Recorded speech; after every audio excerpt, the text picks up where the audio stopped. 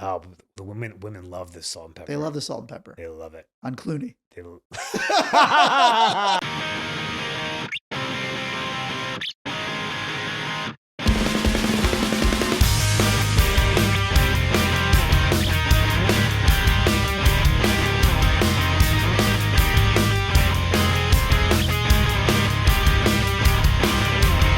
Man of the year. Man of the year. Man of the year. Welcome to the #1 friendship podcast in the country. I'm Aaron Karo. I'm Matt Ritter. And we're actually talking about third places again because we did it on another episode and there's so many examples that we actually didn't get to them. So I was thinking about third places and I said this to my wife this morning. I said, the episode's going to be about third places. And then she said, are you going to talk about Karo's transformation? Karo's transformation, she called it. Yeah. Because I think your third place changed your life. Well, first of all, did we talk about the agoraphobia already? Didn't we talk about this? We never really talked about old Karo versus new Karo. Old Karo versus new Karo. So I want you to talk about old Karo versus new Karo. So old Karo, there was a point like 10 years ago where I wasn't leaving the house that much. And I don't know, it was a little combination of agoraphobia, depression, but I think it was just that like,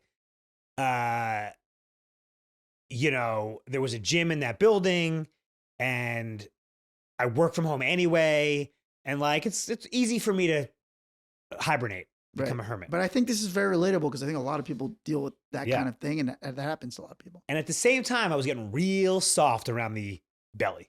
Yeah. You were fat. I wasn't fat. No, you were round. You were round. I'll post a before and after picture. Yeah. You looked fat. You weren't fat. You always like extra jowl. And I was like, well, how do I kill two birds with one stone? Because I'm all about optimization. Mm-hmm. How can I get out of the house and also get rid of the jowls? Mm-hmm. And I don't know. Someone mentioned CrossFit. I walked by it. And this is not going to be a CrossFit. I don't do it anymore, so don't worry about it. I joined the gym. And I joined Brick CrossFit. We can chat them out.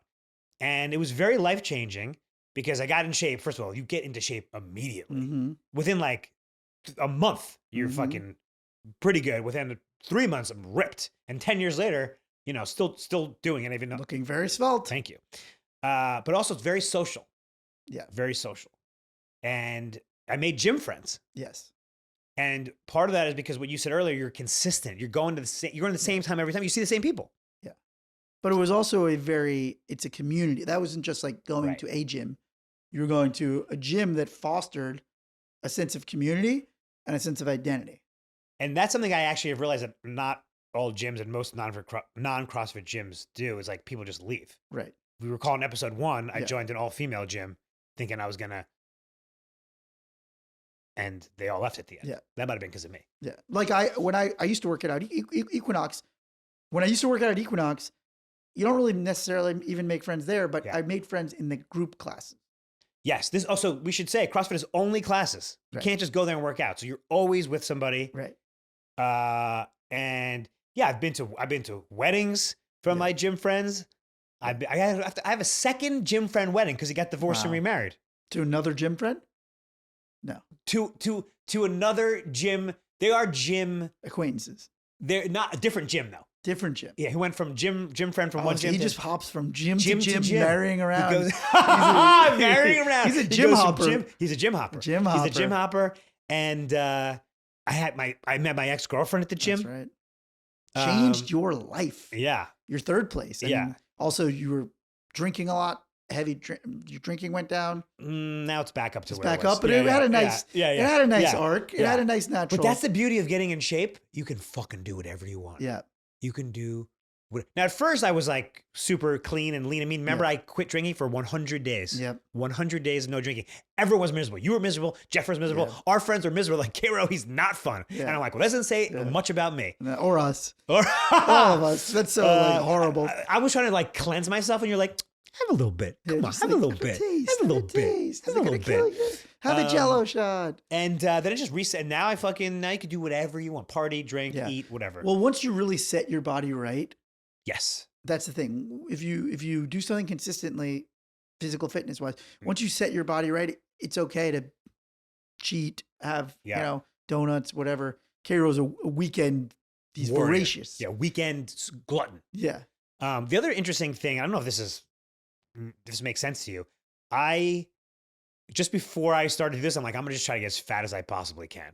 Yeah, I like that. And then when I was really like not drinking, like eating clean, like paleo wasn't even clean enough Yeah. for me. I got as skinny as I possibly can. So now I know my upper and lower bound. I love that. I once made a bet with somebody to see who could gain the most weight proportional to their size. Yeah.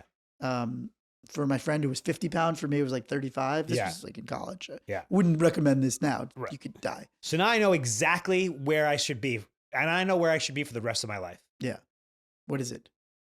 If I'm below 150, 145 to 150, that's my sweet spot. Yeah, mine is about 173. But if I get below 170, I'm like, Right. I need a little more man strength. But so I should say for people looking to join a gym as their third place, one, I think classes are the best. Two, not all gyms are created equally as far as community goes. Some of them people just show up and leave. So it's important to, find a place that has that. Also, like, depending on the gym, some people don't like being talked to when they're working out. Right. Let me ask you this. I was working out at the gym the other day, doing my thing. And this is not CrossFit. This is my own gym now. And a woman came, an attractive woman, and she started working out, sort of in the other room. Not a girl. Not a girl, a woman in an adjacent room. But she was in my existing sight line. Okay. So like working out, taking a salt water, I would, look off into whatever. Yeah. And now she was there. And I'm like, I don't want to be a creep.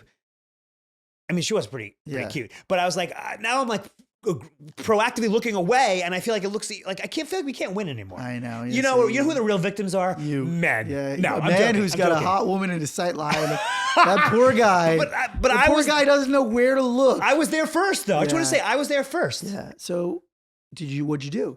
I just aggressively looked in. You're just like, just like, oh my God. Oh, wait, how about this? So, as we've talked about before, we'll talk about it again. I do my own proprietary workout system called KFX and Karo Fit Extreme. And it's 90 We're seconds. going to be selling products. It's 90 seconds on, 30 seconds off for 50 minutes. Wow. 50? 50, yeah. That's a lot. Yeah. Combines weight training, endurance, and cardio. Anyway, we'll get into another one. So I use my phone. I have an app called Interval Timer, and I have the KFX thing. So it does 90 seconds on. It changes colors, whatever. And I set it up on kind of a ledge between rooms. There's a spin room. There's a regular room. So my phone was pointed at this woman. So it literally looked like I was recording like her. You're recording her. That's amazing. Yeah. But I was there first, and I have to look at the phone because that's where the interval is. You do realize what this looks like. So what it looks like to her is phone recording me. Yeah. She looks at you so that she thinks she caught you and you're looking away, but the phone's looking at her. It's just like, oh, no, I'm not recording. Not recording you. Definitely not recording. Yeah, like you may as well just throw your coat over the phone to make it less obvious that you're recording this woman, obviously. And I think maybe she, I honestly wasn't looking at her, but she spun. Yes, she was spinning. For 8 minutes. That's at least, I usually tell people when we talk about this, what's the least amount? Because Peloton has like 5 minute, 10 minute, 15. Oh. I think 15 is really the lowest amount to consider a workout. So I think it was 10 minutes then. Yeah. You can do a 10 if you're just pressed for time. I still think it's better than nothing. I still always say, I'm not going to give anybody shit for doing an 8 minute workout because it's still better than nothing. I'll give him a little shit. Yeah. Give him a little shit. I mean, She 10 minutes? May have been really busy. May have had to go somewhere. Or did she hang out afterwards? No, she went right by me. She went right, and I didn't make eye contact. I didn't even say hi. I love the idea of you just completely turning your head to the other way. I don't know. Listen, if I was in that situation, I'd just keep doing exactly what I was doing. Well, that's the difference between you. Yeah. So, Matt, I don't think it's controversial to say this. We are white. Yeah. We're white. We're white. Okay. That's okay, right? Yeah. White? I don't know where you're going with this. Yeah. I'm a little scared. I'm going to say I opt out of agreeing with anything else that comes out of your mouth. I mean, we're white. I mean, it's not controversial. Okay. There's one third place, which is huge, that I'm really jealous of, that it's not really something that we usually can take part of or should. I'm not sure could or should, which is the barbershop. Oh, God, I want to be part of the barbershop culture. And I think Yeah. we could. I think we could. I think we've both said in this podcast before that we're actually buddies with our barber. Yeah, with our barber. I'm actually going to this is not a joke, tomorrow night to a party at my barbershop. Oh, nice. Thanks for the invite. You're invited. He loves you. Yeah. Now I'm invited. Yes. One day before. Yes. But I mean, I think it's safe to say like the third barbershop as a third place. Yes. Not really a white person thing. So I think Black people own the barbershop as a concept, as a third place. And I'm jealous of them for that. I wanna hang out. Well, I want to hang out at a Black barbershop because it seems like super fun. Yeah. But if we can't do that, in lieu of that, I'd like to have a barbershop be a thing in other cultures too. I don't know if it is in other cultures. I think it's cultural appropriation if we start over. Can we culturally appropriate the barbershop? And if so, is there a council that we can go to for the appropriation? Yeah, I don't know. The appropriation. Like the appropriations bill. Yeah. There should be like a committee, like House Appropriations. There should be like an appropriations bill. Can you culturally appropriate the barbershop? Because it seems super fun. And I'm always jealous when I see people having a great time at the barbershop. And why do you think it is such a important third place? Well, it feels that it's a place where you can be unfiltered. I think that's the big piece of it. Right. It's very unfiltered. Right. It's like, say what you want in here. Safe space. Got it. Safe space at the barbershop. It's also like, how often do you get your hair cut? Once a month. Once a month. I started going every 3 weeks now. I assume what makes it a great third place is that you're there frequently. Yeah, no, but I think white people can do that too. Get more fades, get more. Yeah, my barber says he has people coming every week. Yeah. Also, you can go in for a shave. That's the other part that we're not doing. That I think there used to be more of an emphasis on the barbershop, even for white people, as a third place. You would go in for shaves. How come we don't go in for shaves? Well, you can't go in for a shave. Nah, you can't grow a beard. I could shave the back of my neck. Yeah. Only real men can grow beards. Although someone did comment on our YouTube, Karo, I could see your beard graying in real time each episode. Wow. Which, you know. You're going to do a little Just for Men on the beard? Oh, the women love this salt and pepper. They love the salt and pepper. They love it. On Clooney. Yeah.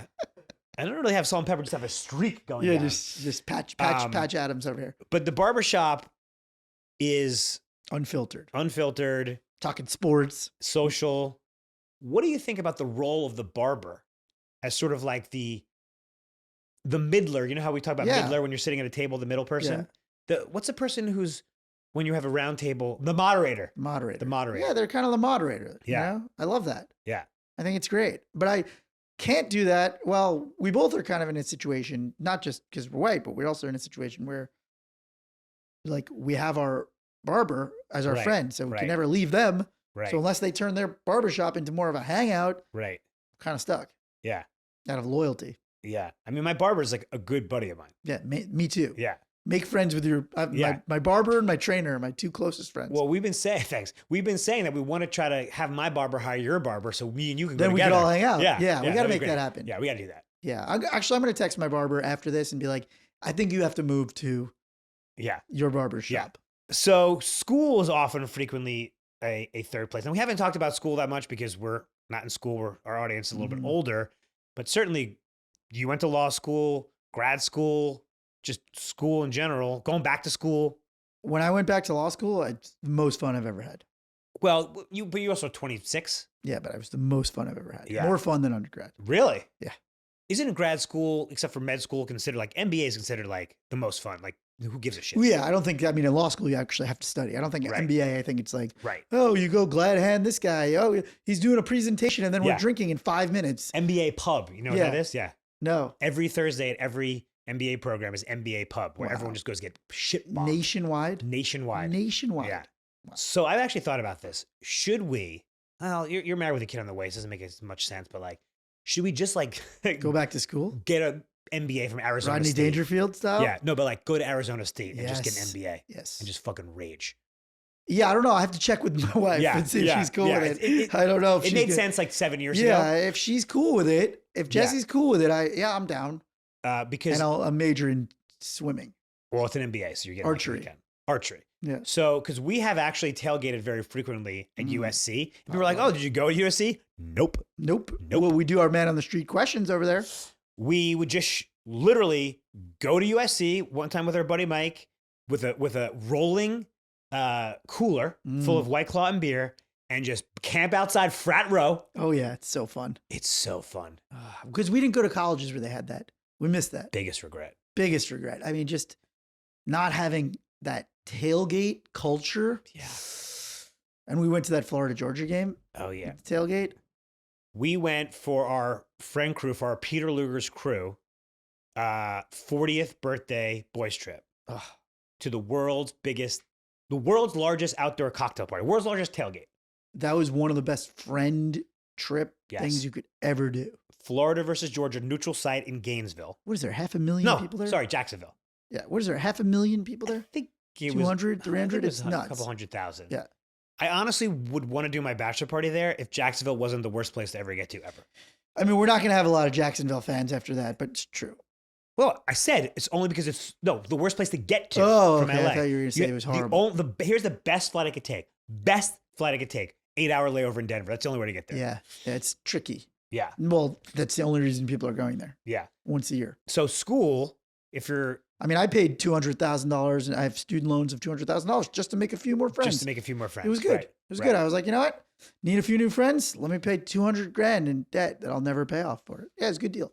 And what do you think about like going back to school when you're like a little bit older than everybody else? Not like Rodney Dangerfield, but like... Are you saying just to make friends or to actually get a new career? No, I think more just to get a new career. I don't know. Yeah. No, I do think that a lot of people do end up making a lot of friends in grad school that stay with them because you have more common interest even than your undergrad friends sometimes. Right.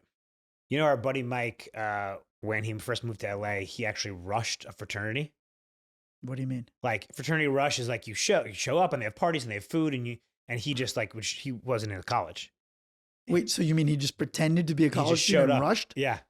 That's awesome. That's amazing, right? Oh, that's a very like Van Wilder-esque or something. It's great. Yeah, that's cool. So another third place, and we touched on it earlier talking about coffee, is the local bar. Is there a local bar? So in the UK, which I'm very, very jealous of, I just got back. Fans, they call it their local. Like literally their local Much pub. bigger drinking culture there. Is it? Yes. I was just there. Yeah. They drink every single night. Everybody. Men, women, and children. Out at the bar? Yeah, even the dogs drink there.